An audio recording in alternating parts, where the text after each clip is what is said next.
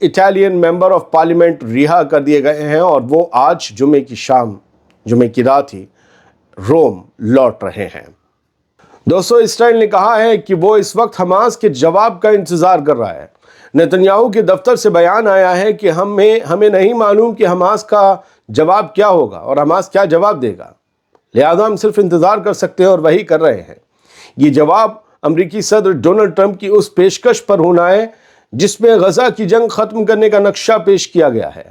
اسرائیلی وزیر اعظم Benjamin Netanyahu نے یہ پیشکش ہفتے کی شروعات میں واشنگٹن جا کر مان لی تھی۔ فی الحال حماس کے جواب پر ہی غزہ میں جنگ بندی کا فیصلہ ہونا ہے اور اسرائیل غزہ کے ساتھ ہی پورا عرب ریجن حماس کے جواب کا منتظر ہے۔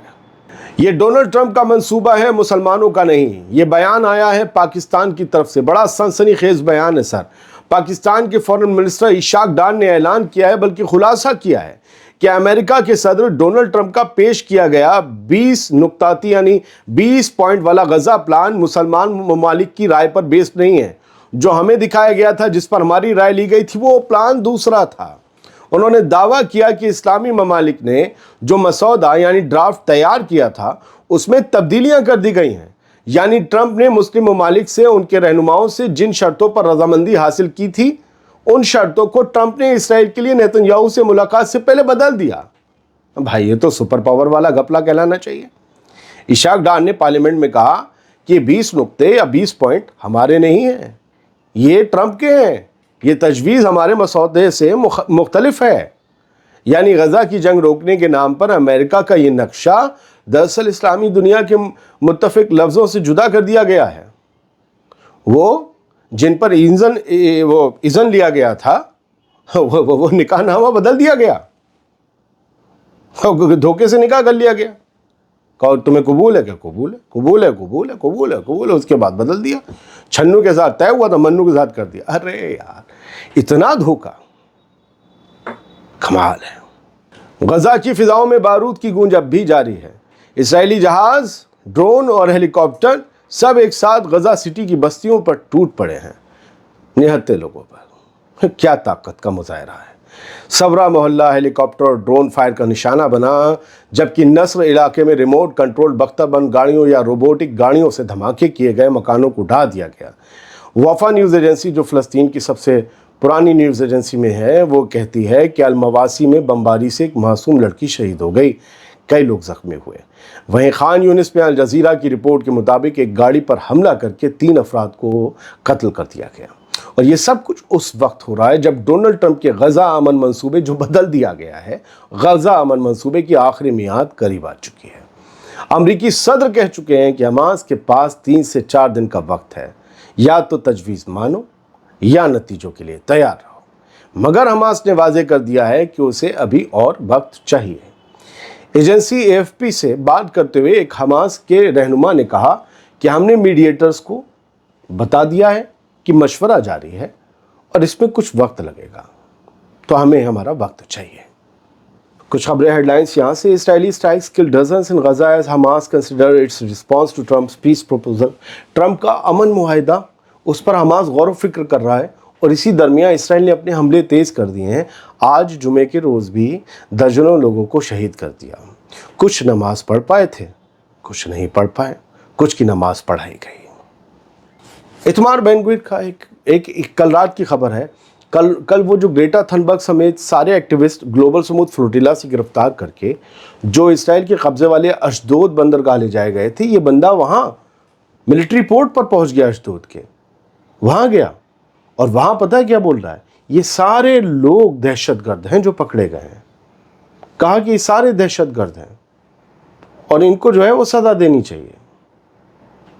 مطلب گریٹا تھنبرگ کو اور باقی جتنے بھی ایکٹیوسٹ ہیں، منڈیلا کے پوتے، اور یہ وہ بندہ ہے، یہ وہ بول رہا ہے بین گویر جس پہ خود دہشت گردی کے الزام لگ چکے، الزام کیا مطلب ثابت ہو چکے ہیں، اور یہ سزا کاٹ چکا ہے۔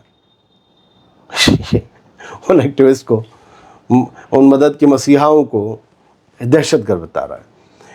میئر نیوز ایجنسی دیکھیے headline, Iran to never agree to give up enrichment, senior cleric says. Iran کی طرف سے فوج کے بھی بیان آ رہے ہیں اور مذہبی رہنماؤں کے بھی بیان آ رہے ہیں۔ آپ اسے سمجھنے کی کیجئے کوشش ईरान में 2-3 पावर हैं, आर्मी की पावर है, सरकार की पावर है, IRGC की पावर है, IRGC सुप्रीम कमांडर के तहत है, और जो रिलीजियस पावर है वो एक अलग है, और वो सुप्रीम लीडर्स आपके साथ ही हैं।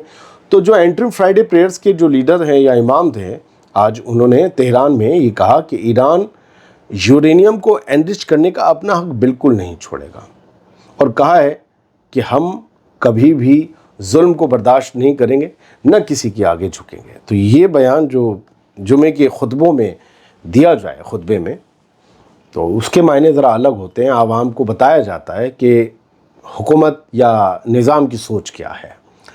We must be constantly prepare to defend the country. Bar bar ministry of defence या आर्मी चीफ इस तरीके की बातें करते हैं। अब ईरानियन मिनिस्टर ऑफ डिफेंस हैं, ईरान के डिफेंस मिनिस्टर, और इन्होंने क्या कहा है? इन्होंने यही कहा है कि पूरी तरह से हमारे मुल्क को जो है और हमारी फ़ौज को अपने मुल्क के दिफा के लिए तैयार रहना चाहिए, हर वक्त तैयार रहना चाहिए। और ये बात इन्होंने थर्सडे इवनिंग को कही। अच्छा हाँ, मैं आपको एक अलग से शो बना के दिखाऊंगा तुर्की और ईरान पे, बढ़िया वाला शो है ये। तुर्की से आए थे तभी बताया था। खैर, एक और हेडलाइन लीजिए। रशियन स्ट्राइक्स किल 1, इंजर्ड 16, टारगेट यूक्रेन के एनर्जी इंफ्रास्ट्रक्चर पर रूस के ताबड़तोड़ हमले जारी हैं, और एक बार फिर से जो मिसाइल और ड्रोन्स बरसाए गए उनमें एक शख्स की मौत हुई, 16 लोग ज़ख्मी हुए। ये वहाँ की जंग का हाल है, क्योंकि इन दोनों के पास हथियार है ना। गज़ा में मरने वालों की तादाद इतनी ज़्यादा है इसलिए क्योंकि एक तरफ निहत्थे लोग हैं, और जो लड़ भी रहे हैं इसराइली फ़ौज से वो हमास के लोग, उनके पास क्या है? झाड़ू की सीको बराबर। अगर इनकी अमेरिका से मिले हथियारों के कंपैरिजन करें तो उनकी झाड़ू की सीको बराबर रॉकेट है उनके बमों के सामने। फिर भी ये 2 साल से जंग चल रही है, तो उनके पास हथियार जो हैं वो बाबा आदम के ज़माने की हैं, गन मशीनें और वो जो है वो रॉकेट, लेकिन वो लड़ रहे हैं। यहाँ बराबरी का मामला है। वहाँ इसराइल को अमेरिका से हथियार मिल रहे हैं, यहाँ यूक्रेन को मिल रहे हैं। इसलिए रूस से जो जंग चल रही है उसमें मरने वालों की तादाद वैसे नहीं आती जैसे गज़ा से आती है। यहाँ बराबरी का मुकाबला है, वहाँ फ़ौज बनाम आम लोगों का मुकाबला है, क्योंकि 66,000 जो लोग अब तक शहीद किए गए हैं फ़लस्तीन में, गज़ा में, उनमें से ज़्यादातर सिविलियंस हैं, उनमें भी ज़्यादातर औरतें और बच्चे। ये एक उपलब्धि है IDF के नाम। One of Russia's largest refineries in southern, अब रशिया की लार्जेस्ट रिफाइनरी को इन्होंने ठोक दिया, यूक्रेन ने। इन्होंने भी अपने ड्रोन से ले जाकर वहाँ पर मारा और नुकसान करने का दावा किया है। ख़ास बात यह है कि ये ड्रोन 1400 किलोमीटर अंदर तक गया है, यूक्रेन के कब्ज़े वाले इलाकों से रूस के अंदर 1400 किलोमीटर दूर तक गया है, और वहाँ जाकर 1935 में बनी एक ऑयल रिफाइनरी को जो है इन्होंने हिट किया है। इसमें सालाना 6.6 million ton crude oil refine किया जाता है। बहुत बहुत शुक्रिया। सलामत रहिए, खुश रहिए।